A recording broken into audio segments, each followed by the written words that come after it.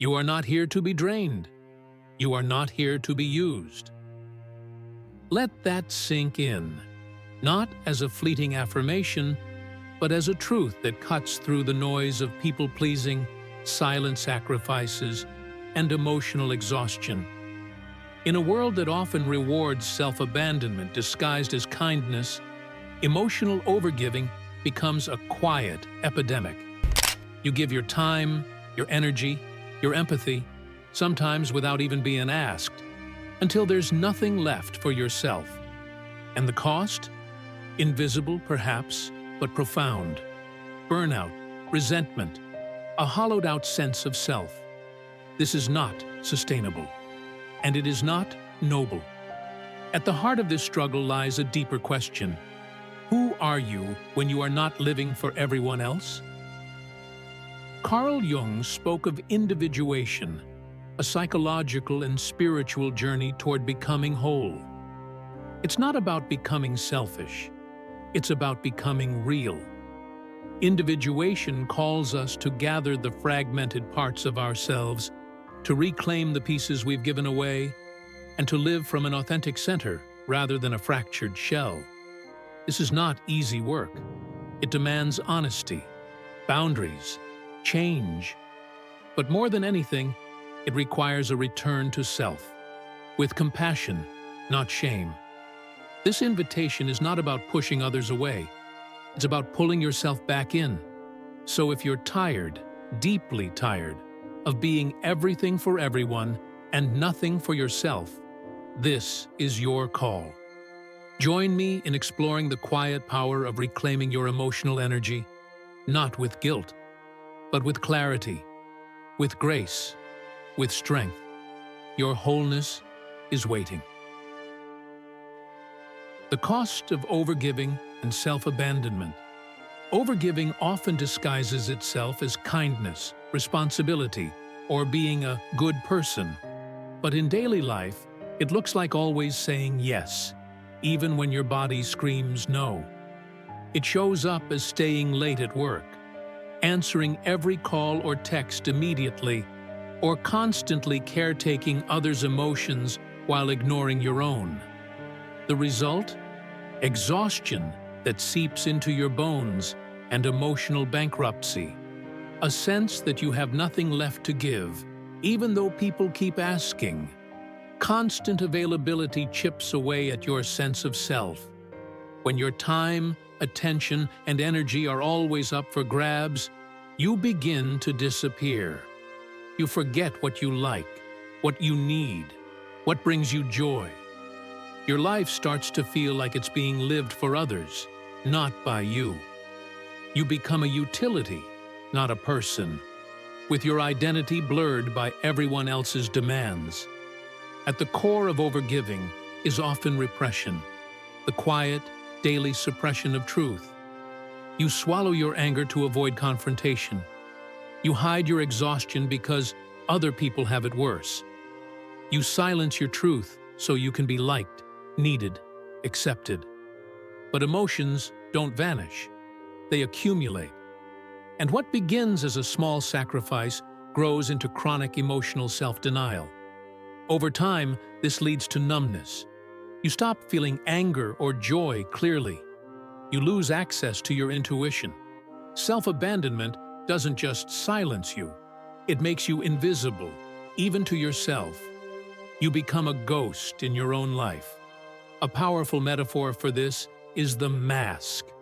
You wear a pleasant expression, say the right things, keep showing up, even when you're unraveling inside.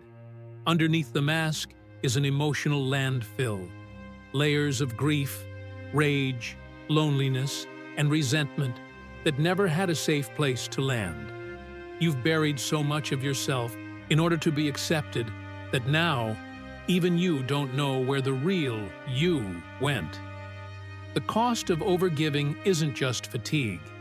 It's the slow erosion of identity, the silent buildup of emotional debris, and the heartbreaking absence of your own presence in your life. Reclaiming yourself starts with recognizing the mask, honoring the emotions buried beneath it, and learning that saying no to others is often a way of saying yes to yourself. The difference between being useful and being loved. There comes a point when being helpful quietly morphs into being expected. What once was generosity becomes obligation. People begin to assume your time, your energy, and your care are theirs to take. Gratitude fades. Appreciation is replaced by entitlement. When your usefulness becomes your identity, love gets replaced by convenience. Being useful and being loved are not the same. Usefulness is conditional. It's tied to what you do, what you provide, how much of yourself you're willing to give away. Love, on the other hand, is unconditional. It's rooted in who you are, not what you can offer. True love sees your humanity, your boundaries, your need for rest. It honors you even when you have nothing left to give. The danger lies in training people to take from you without teaching them to respect you. When you consistently give without limits, you unintentionally show others that your worth is in your sacrifice. This can create a cycle where you are only valued for what you do, not for who you are. Reciprocity disappears. Respect erodes. You become a tool, not a person. But your value does not hinge on your output. You are not defined by your usefulness. You deserve love that exists even when you're empty, even when you say no. You deserve relationships where you can rest, be seen, and be cherished simply for being you. Your worth is inherent. It does not need to be earned through exhaustion.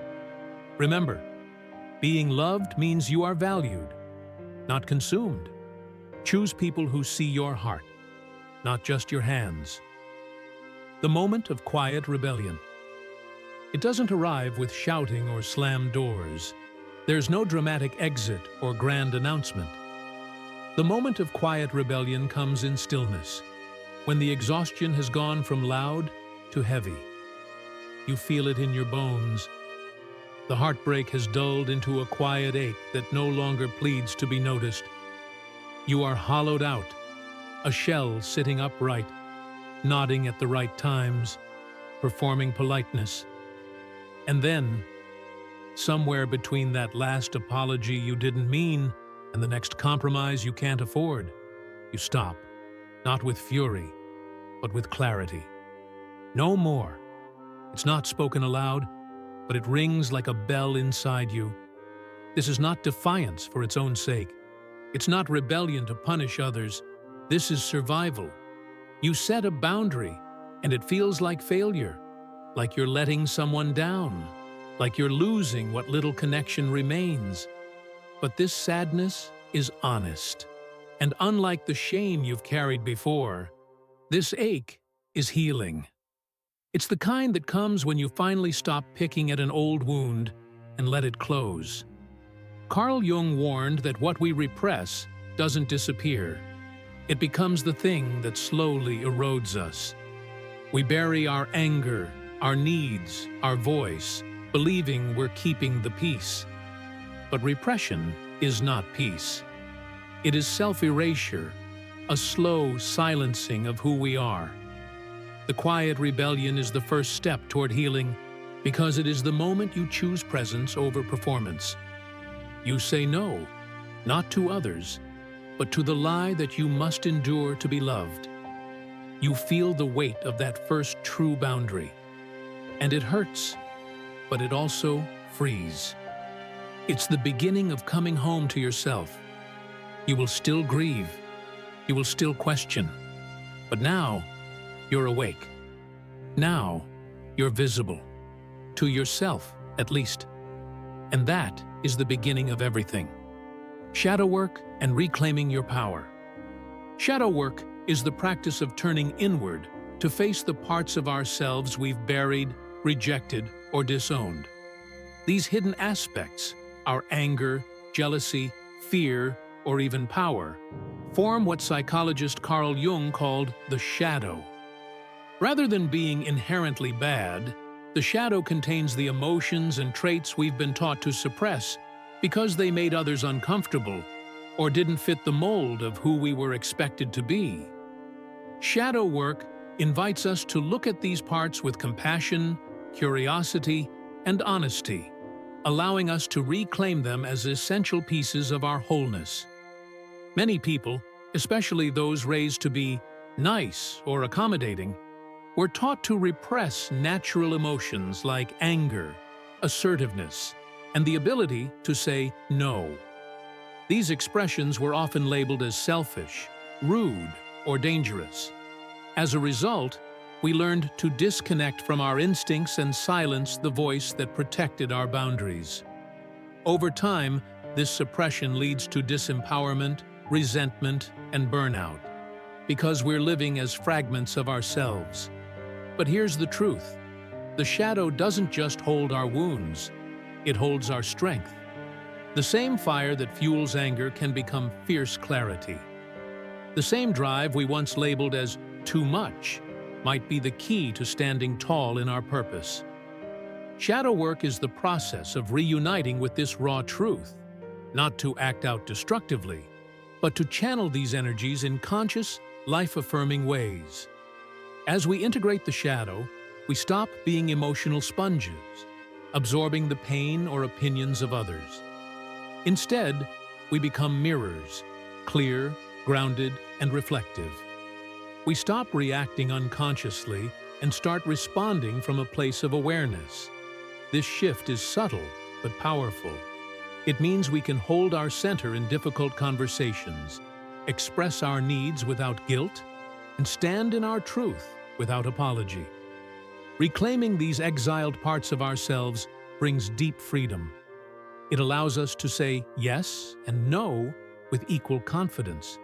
It helps us stop overgiving and start living in alignment with what actually feels right.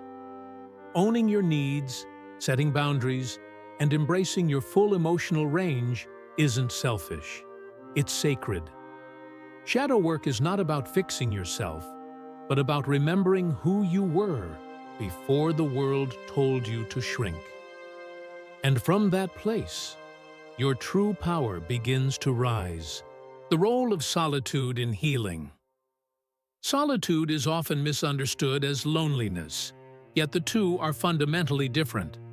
Loneliness is a feeling of isolation and longing for connection, often marked by emotional pain. Solitude, on the other hand, is a conscious choice to be alone, a state of being where one finds peace in their own company. Rather than emptiness, it offers a space for self-communion, where the noise of the world fades and one's inner voice becomes audible. In solitude, we begin to reconnect with our own thoughts, desires, and values. The distractions of daily life, responsibilities, relationships, and external expectations can drown out our true needs. Solitude creates the quiet necessary to hear them again. It's in this stillness that people often rediscover what brings them joy, what they've been avoiding, or what changes are deeply needed. Carl Jung described solitude as a school of the soul, a sacred space where we encounter ourselves most honestly. In this school, the lessons are not taught by others, but revealed from within. We face our truths, wounds, and yearnings not as problems to fix immediately, but as realities to witness and understand. This witnessing is often the first step toward healing. Furthermore, solitude allows for the restoration of depleted emotional and mental energy. Many people spend their lives constantly giving to jobs, families, relationships, often without pausing to replenish themselves. Without moments of withdrawal and introspection, burnout and disconnection are inevitable. Stepping back through intentional solitude offers a vital pause, giving us clarity, perspective, and the strength to return to the world with renewed presence. Ultimately, solitude is not withdrawal, but return. A return to the self, to clarity, and to the quiet strength that lies within. It is not isolation, but reconnection, the essential ground from which authentic healing begins. Living from wholeness. Boundaries as self-love. Setting boundaries is one of the most radical acts of self-love. Each time we clearly define what is acceptable and what is not, we are silently declaring, "I will not abandon myself." Boundaries are not about controlling others. They are about honoring ourselves. They are quiet, often invisible commitments that say, "My energy, my peace, and my needs matter too." Living from wholeness means embracing all parts of ourselves, not just the pleasant, agreeable parts, but also the voice that says no, the gut feeling that resists, and the weary soul that needs rest. Wholeness is not perfection, it is integration. And boundaries are the seams that hold our integrated selves together. But setting boundaries often comes with discomfort. It takes courage to disappoint someone, especially if we've been conditioned to seek approval. It takes strength to be misunderstood, to hold the line while someone projects anger, confusion, or guilt. There's a particular ache in standing firm when it might cost us connection. But the greater cost is the loss of connection with ourselves. Boundaries shift the dynamics of relationships. Some people step back when we begin to honor our limits. They were perhaps more connected to our compliance than our core. Others will rise with us, respecting the clarity and strength we bring. For example, a woman who stopped answering late-night work emails saw her boss's initial frustration, but eventually noticed he respected her more for protecting her time. A man who told his friend he could no longer be their emotional dumping ground faced distance at first, but eventually rebuilt the friendship on healthier terms. In both cases, boundaries created space for clarity, respect, and healthier connection, not just with others, but within. They filtered out what no longer aligned and invited in relationships that could meet them in their wholeness. Ultimately, boundaries are not walls to keep people out. They are thresholds that invite authenticity in. They are how we say, again and again, "I matter, I am whole, and I will not abandon myself for belonging that costs me my peace." The shift from availability to authenticity. Reclaiming your energy is not simply about rest or isolation. It's a radical realignment of your inner world. When you stop scattering your energy across people-pleasing, over-explaining, or constantly making yourself available, your presence begins to shift. Instead of being drained or reactive, you become centered and magnetic. This is the beginning of authenticity. When your energy serves you first, authenticity is powerful. When you're grounded in who you are, without trying to manage how you're perceived, your energy field becomes clear and potent. There's no static. People can feel the difference, even if they can't name it. You no longer seek validation in every interaction. You speak less, but say more. You do less, but radiate more. This is the quiet magnetism of self-possession. That kind of clarity naturally repels those who once fed off your confusion or self-doubt. Users, manipulators, and emotional takers begin to fall away. Not because you've pushed them out, but because there's no longer an entry point for their games. At the same time, respect begins to flow toward you. Genuine love, built on mutual regard rather than need, starts to appear. When you stop chasing love or contorting yourself to be chosen, you make space for love to recognize you. There's no more convincing or proving, only aligning and allowing. This shift demands that you stop performing. Approval, once the currency of connection, no longer motivates you. Instead, you live from your truth, even when it's uncomfortable or inconvenient. Authenticity is not about being liked by everyone. It's about being fully you, consistently. It's about allowing your no to be as sacred as your yes, and understanding that boundaries are not walls, but self-respect made visible. Ultimately, this journey from availability to authenticity is a reclamation of power. It teaches you that your presence is enough, your truth is worthy, and your love does not need to be earned. It only needs to be honored, first by you, then by those who are meant to stay. Overgiving may seem like love or loyalty, but it often leads to the quiet erosion of self. When you give beyond your limits, you begin to lose sight of who you are. Healing begins when you draw boundaries, engage in shadow work, and allow yourself the space to be alone, deeply and intentionally. Solitude is not isolation. It's where truth and clarity return. Your worth is not measured by how much you do for others or how often you're available. You are inherently worthy, right now, exactly as you are. Start your journey back to yourself today. You don't need to overhaul your life all at once. Begin by saying no when your body says no. Rest when you're tired, even if others keep moving. Spend time in your own energy, without apology. Each of these acts is a sacred reclaiming. You deserve a life that nourishes you, not one that depletes you. You are not here to be drained. You are here to live fully.